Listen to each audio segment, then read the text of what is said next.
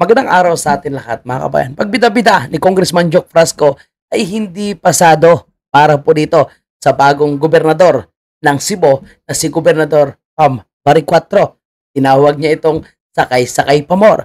Dahil mga kababayan, ang kagustuhan ngayon ng gobernador na ayusin, pagandahin, i-improve ang mga hospital na under po sa opisina ng gobernador, abay nakikialam itong si Joke Frasco. At gusto niya po magpasa ng isang batas na di umano'y para magbigay ng karagdagang pundo para po sa mga ospital na under po sa pagpapatakbo ng opisina ng gobernador.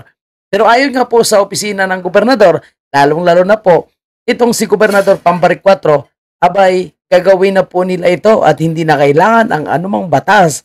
Kaya sinasabi niyang sakay-sakay pamor itong si Joke. And syempre, mga kababayan natin, bago natin puntahan at pakinggan yung Bisaya na speech nitong si Gobernador Baricuatro, ito po mga kababayan, napakatindi, bagong balita lang, no? Eh mukhang makukulong na po itong si Gwen Garcia. Nako po, no? Natalo ka na nga. Nako, hinatulang ka pang guilty ng ombudsman. Saan po ba nagsimula itong kaso nitong si dating Gobernador Gwen Garcia? So bago ang lahat, i-like muna ang video ito. So nagsimula po mga kababayan po natin ang kaso ni Gwen Garcia nung binigyan niya po kasi ng permit ang isang construction firm noong 2024 ng nawala pong environmental compliance certificate o itong tinatawag na Certificate of Non-Coverage from DENR. So naglabas lang po ng decision itong ombudsman last July. The decision was made on July 16, 2025 and the documents on the ay dumating sa kanya I think kahapon lang mga kababayan natin. So ang kasong ito is medyo matagal-tagal na rin pala naka-file mga kababayan po natin before election po ito na i-file kay Gwen Garcia at sinasabi ni Gwen Garcia na ito daw po ay pamumulitika lang. Alam niyo kung pamumulitika dapat walang sapat na ebidensya. Kaso may ebidensya po. No, kaya hindi ito pamumulitika, kundi ito ay kapalpakan at katangahan mo. Di ba? Kasi gahaman sa kwarta. No, hindi pa kontento. Mga kababayan po natin sa pera, ito pa, no?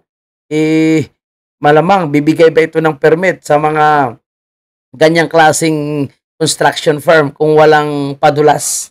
Talagay nyo, mga kababayan po natin. No? Kaya posibleng himas rihas po itong si Gwen Garcia, mga kababayan po natin. Yun talaga, yung gaba, dili magsaba. Nako, yun, sige pa, no? Nilaglag nyo yung mga Duterte. Dati talagang love na love nyo kunwari yung mga Duterte. Ngayon, bumalik na sa inyo yung ginawa po sa mga Duterte kay BP Sara at kay Tatay Digong.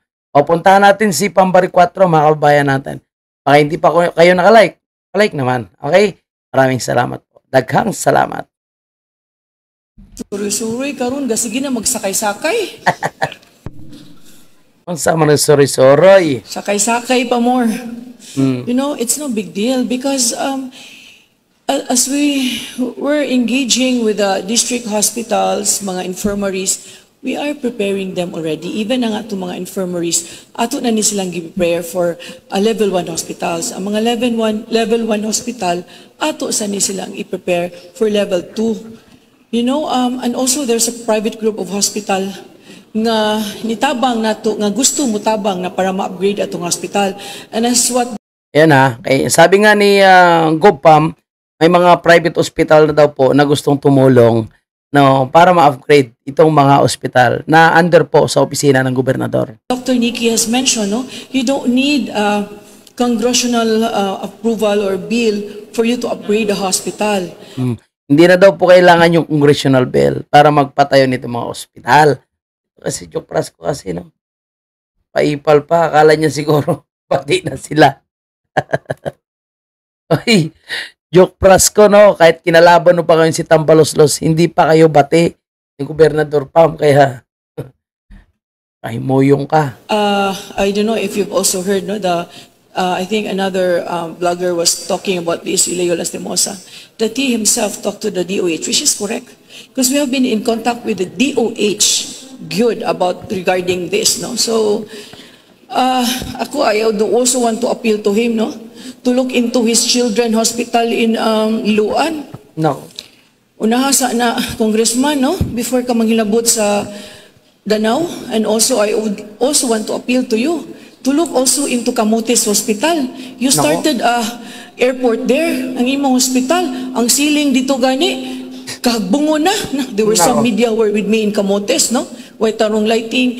And daghan kayong ayuhunon, no? Yan, so binalik po ni Gobernador Pambari 4 dito kay Joke Frasco yung mga pangunahing problema sa kanyang lugar, no? May mga sira-sira yung kisame, no? Hindi na-upgrade yung mga ospital sa kanyang distrito, pero gusto niya makialam sa mga ospital na hawak po ng gobernador. And nakaano na sila po, nakahanda na po itong si Gobernador Pambari 4, no? At ang kanyang mga kasamahan at ang mga siguro yung mga private hospitals, o private doctors, no? Private individuals na tulungan po siya. Kasi alam mo si Pambari 4, okay talaga ito mga babayan po natin, no? Kaya nga in-endorse po siya ni Tatay Digong eh. At hindi niya akalain na kaya niya palang talunin itong si Gwen Garcia, no? Si Wakwak, no? Na ngayon mukhang makukulong na po mga kababayan natin dahil hinatulang guilty ng ombudsman. So itong si Joke Frasco gusto niya siguro na magpapansin dito kay Pambari 4 pero hindi po tinatanggap ang kanyang tulong mga kababayan po natin. Alam mo si Pambari 4 eh handa naman ito makikipagtulungan. Nakita naman po natin, no, na kahit ngayon sa gobyerno ni Marcos Jr., no, eh, handa naman siya makikipagtulungan sa gobyerno. Alam mo, ganyan naman kasi, pero kung hindi ka naman talagang pinag-iinitan, no, kung gusto nilang tumulong sa probinsya nyo, sa nasasakupan nyo, why not? Dahil obligasyon po yun ng national government. Bakit hindi natin tatanggapin kahit hindi kayo magkaalyado? Pero syempre, pagdating ng election or talagang mamimili ka, doon ka pa rin sa kaalyado mo, yung susuportahan mo. Pero pagdating sa serbisyo, no, I think hindi kailangan lagyan ng politika. Ako, pabor ako dyan, no, na yung pagsiservisyo hindi lagyan ng pamumulitika. Dahil unang-una, walang pakialam yung mga taong bayan eh. Yung mga may hirap, yung mga apektado, no, ng sakit, ng sakuna, wala yan silang pakialam sa mga politika eh. Wala yan silang pakialam sa mga politiko. Ang sa kanila, no, kahit sino yung magbibigay ng tulong, tatanggapin nila yan. Dahil unang-una pera ng taong bayan yan. So, walang pakialam sa mga politiko yung mga yan. And of course, no, itong si Pambari 4, ayaw niya lang talaga na nakikialam itong si Joke Frasco. Kasi, no, baka gagamitin kasi nila yan para sa sunod na eleksyon. Itong pagsakay-sakay pa nga sa mga proyekto na hawak ngayon ni Gob Pambari 4. Eh, napuntuhan na eh. Tapos makikialam siya. Eh, naisip nga natin, baka gusto lang mamumursyento. Di ba? Ganyan man yung ginagawa ng mga kongresista.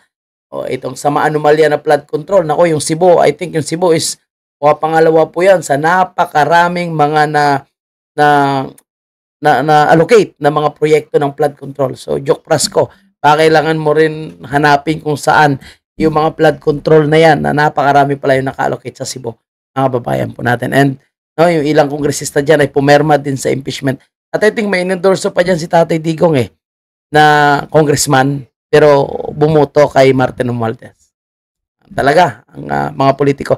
Anyway, abangan natin mga kababayan po natin kung anong mangyari dito kay Gwen Garcia. So ito na nga, yung Gaba, Dili, Magsaba. And tingnan nyo po, no? Dahan-dahan na po silang sinisingil, mga kababayan po natin. So yun na po muna yung ating update. At kung kayo ay hindi pa nakalike, palike naman. Okay? And of course, bukas po yung ating comment section para po sa inyong mga komento at opinion sa isyong ating pinag-usapan.